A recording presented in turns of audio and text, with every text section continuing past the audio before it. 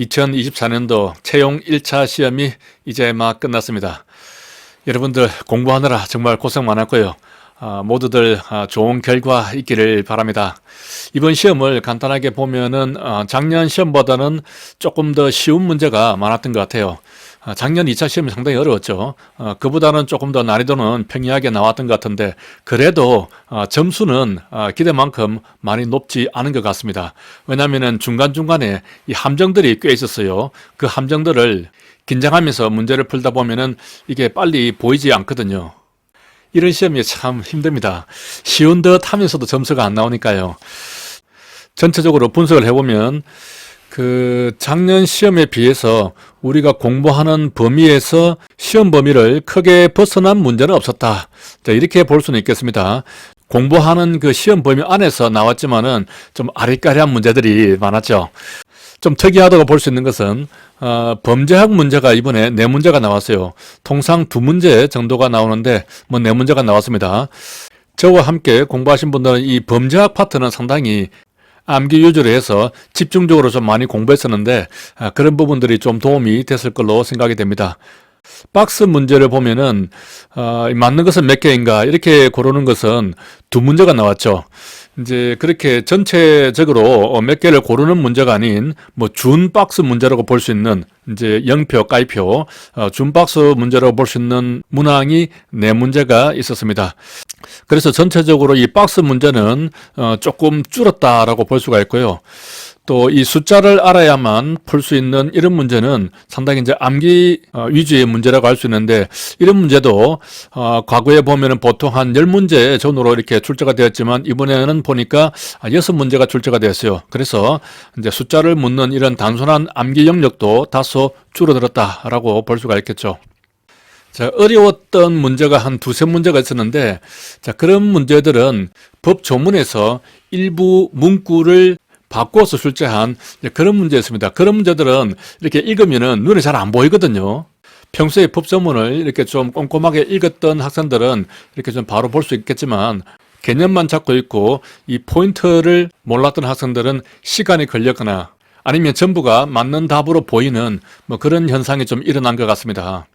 아무튼 전체적으로 볼 때 제가 처음에 이 문제를 봤을 때는 좀 쉽다. 그래서 한 6개 안쪽으로 틀려야 어느 정도 합격선에 이르겠다라고 생각을 했는데 이제 학생들하고 대화를 해보니까 의외로 실수를 많이 했더라고요. 그래서 이번 시험도 한 8개까지 이렇게 틀렸다면은 필기시험 합격권에 어느 정도 들어와 있다라고 그렇게 좀 평가를 할 수 있을 것 같습니다.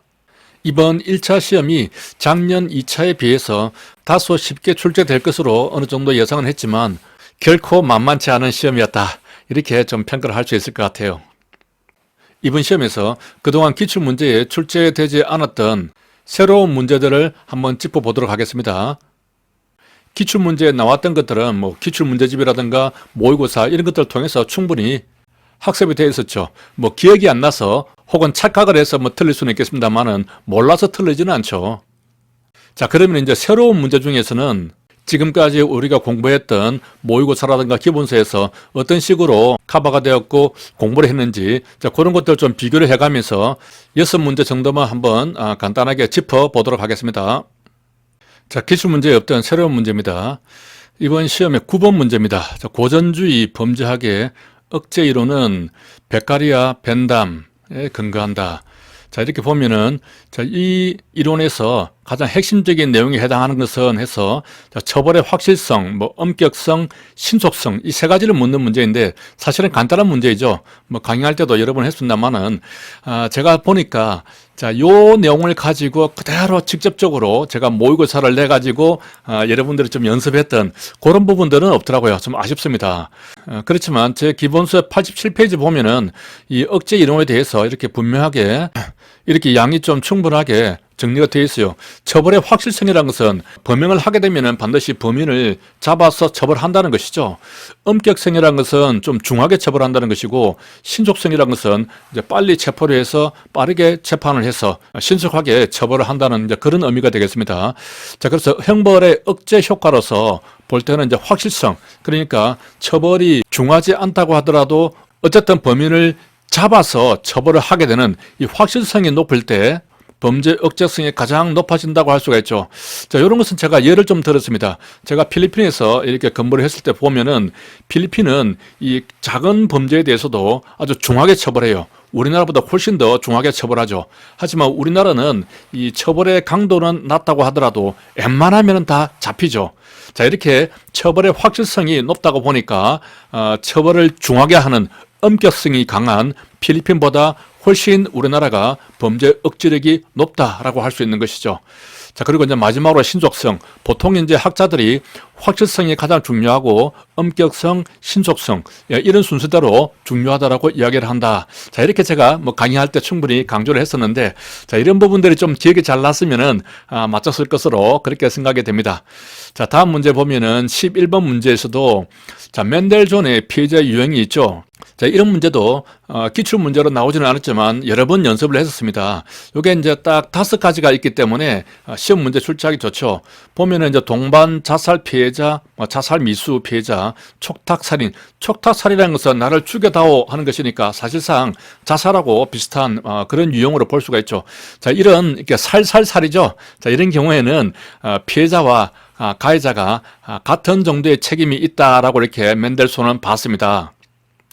관련돼서 이렇게 뭐 전국 모의고사라든가 올해 1차 대비에서도 그 4회 모의고사에서 이런 문제를 출제를 했었고, 자, 여기에 보면은 해설에도 보면은 이제 그 사례가 좀 중요하다고 강조를 하면서 사례별로 이제 영락자, 부정, 이렇게죠. 부주의에 의한 피해자 혹은 부모에 의해 살해된 페루나, 이게 이번에 시험에 나왔죠. 이렇게 영락자, 부정으로 이렇게 해서 5가지를 기억을 할 수 있고, 이제 이렇게 촉탁살인, 뭐 자살 미수, 동반자살, 이렇게 자살과 관계되는 부분들은 가해자와 피해자가 같은 정도의 책임이 있다라고 이렇게 맨델손은 분류를 했습니다. 자, 이런 것들은 뭐 시험에 아직 안 나왔었지만은 충분히 이렇게 나올 만했다라고 제가 예상을 했었죠. 다음 16번 문제를 보겠습니다. 자, 이 문제도 상당히 좀 어려웠는데, 자, 시경위에 대한 설명인데, 자, 1번, 2번은 간단하게 골라낼 수가 있어요. 자, 3번하고 4번을 보면은 이제 이 시도자치경찰위원회에 대한 문제는 그간에 뭐 기출 문제도 많았고 모의고사라도 충분히 연습을 했기 때문에 웬만하면 다 1, 2번은 골라낼 수 있지만 이 3번하고 4번이 참 이게 좀 어려운 지문이었습니다. 저도 이제 이 강의를 하고 또 여러분들 공부할 수 있도록 이 교재에서도 뭐 이런 내용들이 있습니다만은 이런 부분을 비교를 하면서 제가 딱 지적을 해서 포인트로 이렇게 하지는 않았는데 이 파트를 바꿔서 출제를 했죠. 4번을 보면은 경찰청장은 시경위에 의결이 적정하지 아니하다고 판단되면, 그러니까 의결이 적정하지 아니하다 그러면 바로 제의를 요구할 수 있는가, 이런 부분이 되겠죠. 자, 이 법정을 보면은 의결이 법령에 위반되거나 공익을 현저히 해친다고 판단되면 행안부 장관 또는 경찰청장은 시도의사에게 제의를 요구하게 할 수 있다라고 되어 있죠. 자, 그래서 이제 여기서 뭐 여러 가지 포인트가 있습니다만은 저번 기출 문제에서 행안부 장관은 경찰청장의 의견을 듣고 국경위를 거치죠. 이걸 경찰청장과 국가경찰위원회를 거쳐 이렇게 이제 틀린 지문으로 만들어서 기출이 한번 된 적이 있습니다. 그런데 이번에는 이 앞부분을 바꿔버렸어요. 그죠? 보면 이제 시도의사는 그 의결이 적정하지 아니하다고 판단되는 정도라면 제의를 요구할 수 있지만, 이제 행안부 장관이라든가 경찰청장은 법에 위반되거나 공익을 현저하게 해치는 정도, 이 정도가 되어야 제의를 요구하게 할 수 있는 것이죠. 이 제의를 요구하는 것도 직접 요구하는 것은 아니고 도지사에게 제의를 요구해 달라라고 이렇게 요청할 수 있게 되어 있습니다. 자, 이런 것들은 이제 출제자께서 이 포인트를 조금 어렵게 난이도 높게 이렇게 저 포인트를 잡으신 거죠. 그래서 이제 저도 이게 16번 문제 처음에 봤을 때는 이거 답이 없는 것 같다. 한참을 봤어요. 한 3번 정도 이렇게 꼼꼼히 읽다 보니까 이 부분이 이렇게 똑같이 나와 있는데 이게 좀 달랐다라고 이렇게 제가 기억이 되더라고요. 그래서 이제 4번이 답이다라고 이렇게 찾긴 찾았습니다만은 여러분들 정말 어려웠을 것으로 생각이 됩니다. 자, 그 다음 19번 문제 보겠습니다. 이 경제법 그리고 경찰관의 정보 수집 처리에 관한 규정인데요. 자, 이 문제도 상당히 어렵죠. 근데 이 문제는 제가 모의고사에서 한번 출제를 했던 그런 포인트입니다. 여기 보면은 자, 경찰관은 범죄, 재난, 공공 갈등 등 공공 안녕과 공공 질서에 대한 위험의 예방과 대응 이렇게 되어 있었는데, 제가 이제 작년 그 1차 시험 대비해서 6회 모의고사, 그리고 2차 시험 대비해서 테마 모의고사, 그리고 이제 아쉬웠던 것은 올해 그 1차 대비해서 또 모의고사를 한 번 더 출제를 했어야 되는데, 이 문제가 너무 좀 지엽적이지 않나? 이런 높아심에 이 문제를 출제를 안 했었는데, 작년에 저한테 수업을 들었던 학생들은 포인트를 좀 찾을 수 있었지 않았을까, 뭐 그런 생각이 듭니다. 조금 아쉬운 점이 있어요. 자, 여기 보면은 이제 그대로 틀린 지문을 만들어 놓고 있죠. 이제 옳은 것을 고르는 것인데, 1번 지문을 틀리게 만들면서 공공의 안녕과 질서를 위한 정보의 수집, 뭐 이런 식으로 되어 있습니다. 여기 질서 유지가 안 들어가는 것이죠. 왜냐면은 공공의 안녕과 질서 유지 이렇게 해버리면 상당히 범위가 넓어집니다. 우리 경찰의 임무 범위에서도 보면은 그 2조 7호 마지막에 보면은 그 밖에 공공의 안녕과 질서 유지 이렇게 됐잖아요. 그죠? 그래서 공안질 뭐 이렇게도 기억을 했는데, 이제 마지막에 있는 그 밖에 공공의 안녕과 질서 유지를 위해서 경찰력을 발동한다면 이것은 어떤 학자들은 개괄적 수권 조항으로도 보거든요.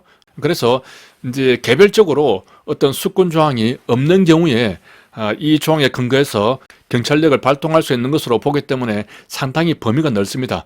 그래서 이제 공공의 안녕과 질서 유지까지 들어가 버리면, 그러면 이제 정보 수집하는 범위가 상당히 넓어지죠.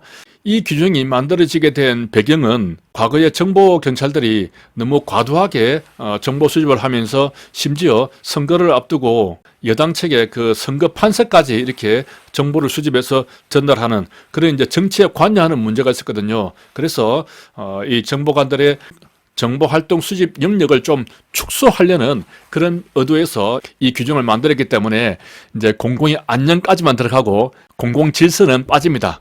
그리고 범죄, 재난, 공공 갈등 등 이렇게 조금 더 이 범위를 구체화시키고 축소시킨 그런 식으로 규정이 된 겁니다. 그래서 이제 어쨌든 뭐 제가 모의고사에서 이렇게 정확하게 틀린 질문까지 찍긴 찍었습니다만은 조금 더 강조를 하지 못한 것이 좀 아쉬웠다 하는 생각이 들고요.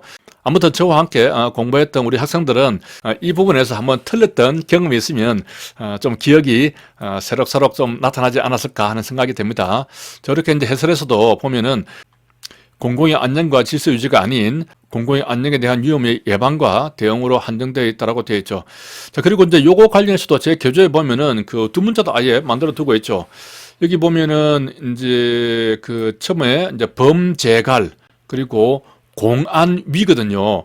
질서가 안 들어갑니다. 공공의 안녕에 대한 위험의 예방이죠. 그래서 공안위 예대 이렇게 좀 두 문자를 만들었죠. 공공의 안녕에 대한 위험의 예방과 대응이다. 자, 이 부분이 조금 말이 어렵기 때문에 공안위 예대 이렇게 뭐 두 문자로 만들어서 이렇게 좀 빨리 읽더라도 두 문자로 읽으면서 탁착 넘어갈 수 있도록 뭐 그렇게 좀 공부를 하긴 했었는데, 아무튼 이 문제도 조금 뭐 아쉬운 점이 있긴 있습니다. 하여튼 뭐 여러분들 좀 잘 맞췄기를 바라고요. 20번 보겠습니다. 경찰행정의 실효성 확보 수단으로서 요 내용들은 보면은 우리 행정기본법에 나오는 규정들이죠. 그리고 이제 일부 판례를 좀 이렇게 가미했습니다만은 기본적으로 행정기본법에 나오는 그 규정을 응용을 해서 문제를 냈습니다. 자, 이행강제금을 부과할 때 부과한 이후에 의무를 이행해 버렸습니다. 그러면 이제 앞으로 장래를 향해서는 더 이상 이행강제금을 부과해서는 안 되겠죠. 하지만 이미 부과했던 그 이행강제금은 어떻게 할 것인가? 그건 이미 부과했으니까 과거 행위에 대해서 그 기간 내에 의무를 이행하지 않았기 때문에 이행강제금을 부과했죠. 그렇기 때문에 이미 부과한 것은 받아야죠. 징수해야 되는 겁니다. 이렇게 여러 번 강조했었죠.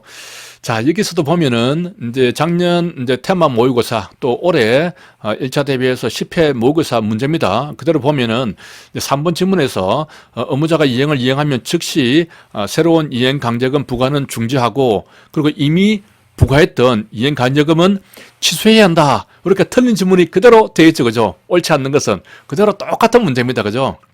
그래서 이렇게 취소하는 것이 아니라 이미 부과한 이행 강제금은 징수해야 한다. 자, 이렇게 볼 수가 있겠습니다. 다음 21번 문제. 행정절차법에 따른 행정응원. 행정응원 파트도 이번 시험에서 처음으로 출제가 되었습니다. 그래서 상당히 좀 어려울 수도 있었겠지만 가만히 내용을 읽어보니까 3번에 보면은 이게 쉽게 이게 맞는 말이 아니라는 것을 알 수가 있어요. 행정 응원을 위해서 파견된 직원은 뭐 다른 법에 특별한 규정이 있는 경우를 제외하고는 원소속 행정청의 지휘 감독을 받는다. 이건 뭐 말이 안 되겠죠. 내가 다른 부서에 파견되는데 거기서 일을 하면은 그 파견된 부서 지휘관의 지휘를 받아야 되는 것이지. 그러면 내가 원소속한테 또 연락을 해서 서장님 저 여기 파견 나왔는데요. 이거 어떻게 할까요? 이렇게 물어봐야 되네요. 그럼 뭐 연락을 받은 원소속 지휘관은 뭐 또 어떻게 지휘를 하겠습니까? 그죠? 야, 나한테 물어보지 말고 그 파견 갔으면은 그쪽 지휘관한테 물어봐. 뭐 그렇게 이야기를 하겠죠. 자, 이거는 뭐 당연하게 상식적으로 풀 수 있는 문제가 되겠습니다. 자, 그래서 이렇게 조금 지금까지 나오지 않았던 그런 영역, 이렇게 조금 생뚱맞은 그런 영역에서 이렇게 문제를 출제할 때는 비교적 좀 쉽게 출제하든지 아니면은 다른 지문으로 이렇게 찾아낼 수 있도록 그렇게 출제를 하거든요. 뭐 그런 것이 이제 출제하는 스킬이라고 할 수가 있는데, 이제 앞으로는 이제 행정 응원에 대해서 조금 더 깊게 출제는 될 수 있겠죠. 처음 나오기 때문에 이렇게 조금 쉽게 출제를 했다라고 이제 그렇게 보여집니다. 자, 다음 문제 보면 22번 우리 개인정보보호법도 최근에 보면은 이렇게 꾸준하게 출제가 되고 있는데, 이 문제도 이게 나왔던 부분을 보면은 이 답이 4번이죠. 이 4번도 그 기존에 나왔던 그런 영역은 아닙니다. 아니지만 가만히 읽어보면은 뭐 또 이렇게 답을 찾을 수는 있어요.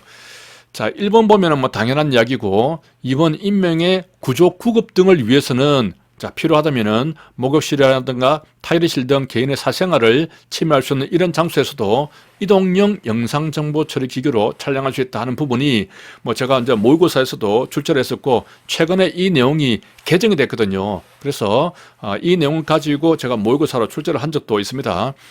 그래서 이제 임명의 구조 구급을 위하는 것이지 어떤 수사를 목적으로 할 수는 없다. 뭐 이렇게 이제 제가 출제를 했었고요.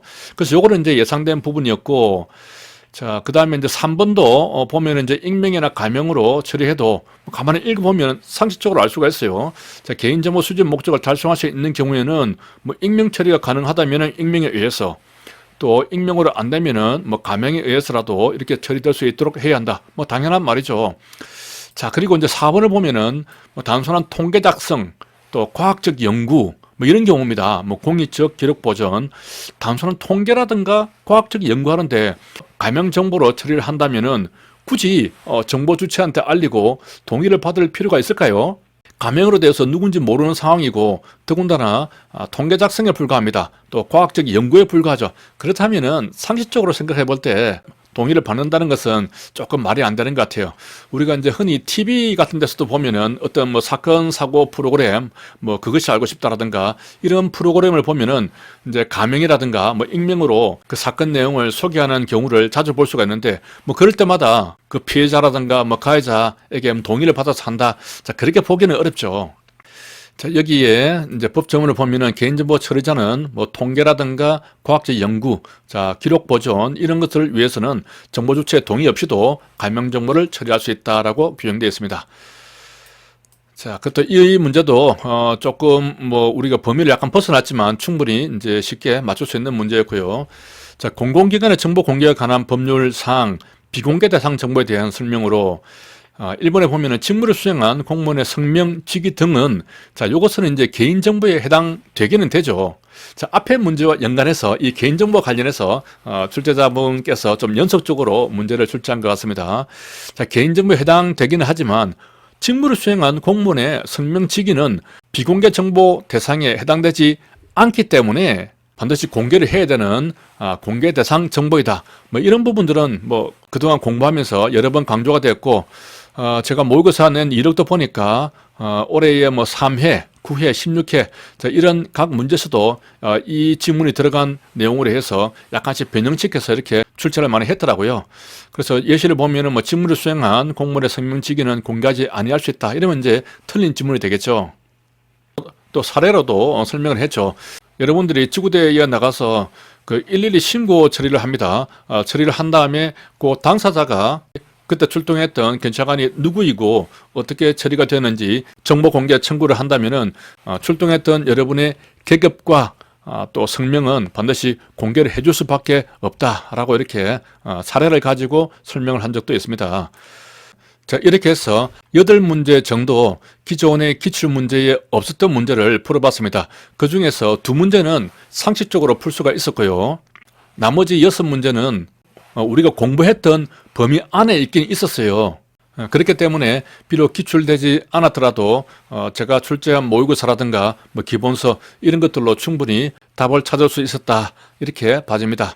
마지막으로 올해 채용시험 공부하느라 여러분들 정말 고생 많았습니다. 경찰학이 공부하기 좀 어려운 부분이 범위도 넓고 다양한 법 조문에서 중간에 말을 살짝 바꾸어 가지고 틀린 지문으로 이렇게 만들었을 때, 자, 그런 것들을 얼마만큼 정확하고 빠르게 찾아내는가, 자, 이런 것들이 상당히 필요해 보입니다. 이런 능력들은 그냥 기본서만 계속적으로 반복해서 본다고 해서 이런 포인트들을 알 수 있는 것은 아니거든요. 어느 정도 이해를 하고 어느 정도 암기를 한 다음에는 꾸준하게 문제를 풀어보면서 그 문제의 포인트가 될 수 있는 부분들에 대해서 많은 연습이 필요합니다. 그러려면은 일단 그 한 강사의 책이나 강의를 가지고 한 80% 정도 이렇게 만든 다음에 나머지 한 20% 정도는 다른 강사가 쓴 문제집도 이렇게 보면서 이렇게 똑같은 문제가 다른 각도에서 다르게 이렇게 물어볼 수도 있구나 하는 것들을 꾸준하게 연습을 해둘 필요가 있는 겁니다. 이게 그렇게 어려운 것은 아니거든요. 이번 시험에서 성적이 조금 덜 나오고 실수를 많이 했던 학생들은 이제 또 2차 시험이 얼마 남지 않았으니까 하루 이틀만 쉬고 곧바로 다양한 문제를 풀어보면서 준비를 좀 하시기 바랍니다. 이 문제를 풀다가 조금 애매하거나 틀린 부분이 있죠. 헷갈리고. 자, 그런 부분들은 본인이 가지고 있는 기본서 있죠. 기본서에다가 이렇게 옮겨 적거나 단권화를 하면서 그런 식으로 정리를 해두면은 나중에 빠르게 복습을 하는데 도움이 될 수 있겠죠. 여러분들 모두 수고하셨습니다.